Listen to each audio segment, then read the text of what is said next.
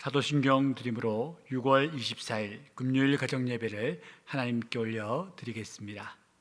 나는 전능하신 아버지 하나님 천지의 창조주를 믿습니다. 나는 그의 유일하신 아들 우리 주 예수 그리스도를 믿습니다. 그는 성령으로 잉태되어 동정녀 마리아에게서 나시고 본디오 빌라도에게 고난을 받아 십자가에 못 박혀 죽으시고 장사된 지 사흘 만에 죽은 자 가운데서 다시 살아나셨으며 하늘에 오르시어 전능하신 아버지 하나님 우편에 앉아 계시다가 거기로부터 살아있는 자와 죽은 자를 심판하러 오십니다. 나는 성령을 믿으며 거룩한 공교회와 성도의 교제와 죄를 용서받는 것과 몸의 부활과 영생을 믿습니다. 아멘. 우리 모두 다 함께 찬송가 96장 예수님은 누구신가로 하나님을 찬미하겠습니다.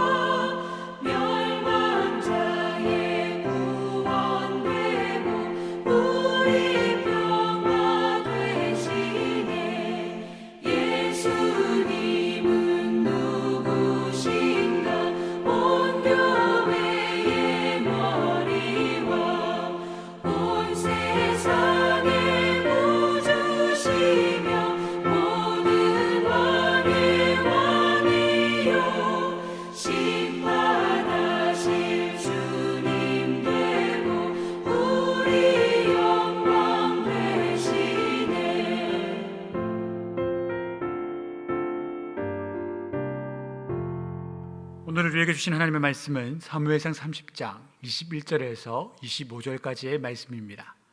영상을 통해 함께 읽으시겠습니다. 다윗이 전에 피곤하여 능히 자기를 따르지 못하므로 브솔 시내에 머물게 한 200명에게 오매 그들이 다윗과 그와 함께한 백성을 영접하러 나오는지라. 다윗이 그 백성에게 이르러 문안하매 다윗과 함께 갔던 자들 가운데 악한 자와 불량배들이 다 이르되 그들이 우리와 함께 가지 아니하였은즉 우리가 도로 찾은 물건은 무엇이든지 그들에게 주지 말고 각자의 처자만 데리고 떠나가게 하라.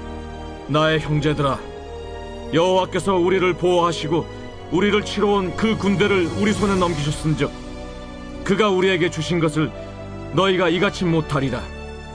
이 일엔 누가 너희에게 듣겠느냐? 전장에 내려갔던 자의 분깃이나 소유물 곁에 머물렀던 자의 분깃이 동일할지니 같이 분배할 것이니라. 그날부터 다윗이 이것으로 이스라엘의 율례와 규례를 삼았더니 오늘까지 이르니라. 아말렉과의 전투에서 다윗과 그의 동료들은 가족들을 되찾아 오는데 성공을 하였습니다. 아말렉 군사들에게 붙잡혀간 어린 자녀들과 그리고 가녀린 여인들, 아내들을 그들이 찾아오게 되어서 저들은 얼마나 기뻤는지 모릅니다. 특별히 저들 무리의 대장이었던 다윗은 이 모든 것이 하나님께서 우리에게 주신 은혜 덕분이라고 간증하였습니다. 그런 대승리를 한 후에 이 다윗과 병사들은 200명의 나고 병사가 있던 부솔 시내가로 오게 됩니다. 이 병사들은 힘에 부쳐서 다윗과 나머지 병사들을 쫓아가지 못하고 부솔 시내가에서 후방을 지키기로 약속했던 그런 이들인 것 같습니다.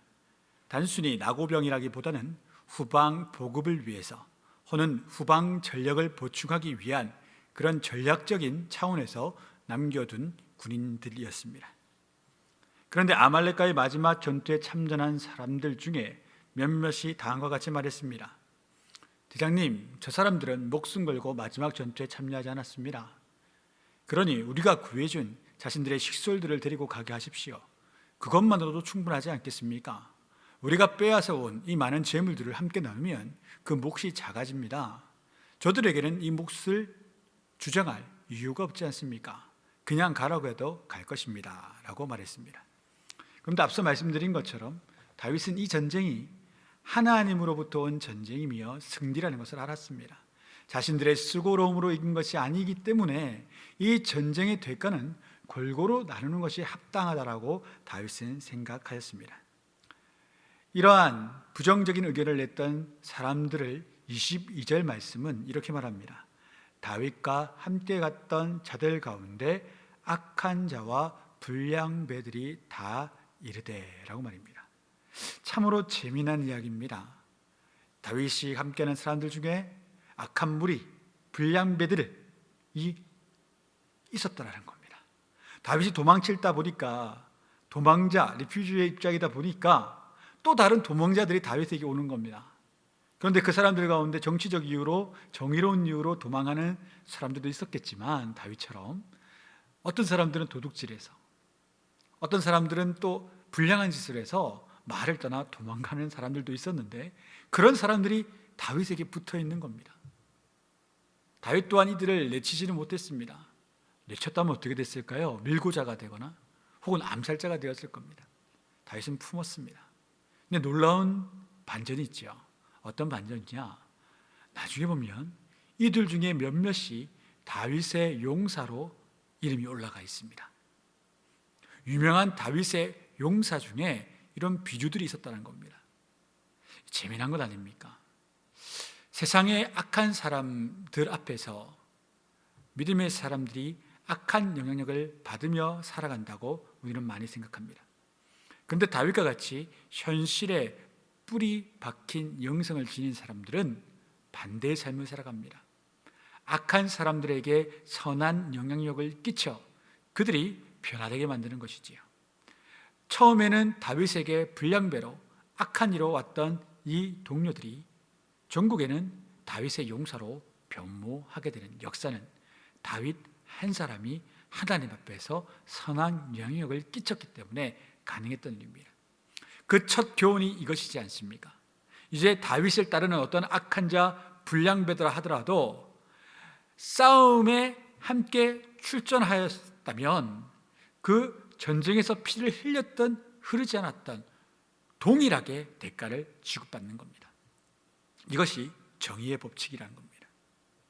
어떤 사람은 치사병으로, 어떤 사람은 무기 드는 자로, 어떤 사람은 무기를 만드는 자로 이렇게 전쟁에 참여하였다면 피 흘려 쌓인 군사와 동일한 대가를 받게 만드는 공평성의 원칙을 지금 이 비류들과 불량배들과 악인들에게 다윗이 가르쳐 주는 겁니다.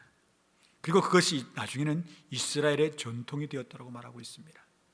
한 사람의 영향력이 사회 전반을 바꾸는 그러한 계기를 마련해 준 것이지요.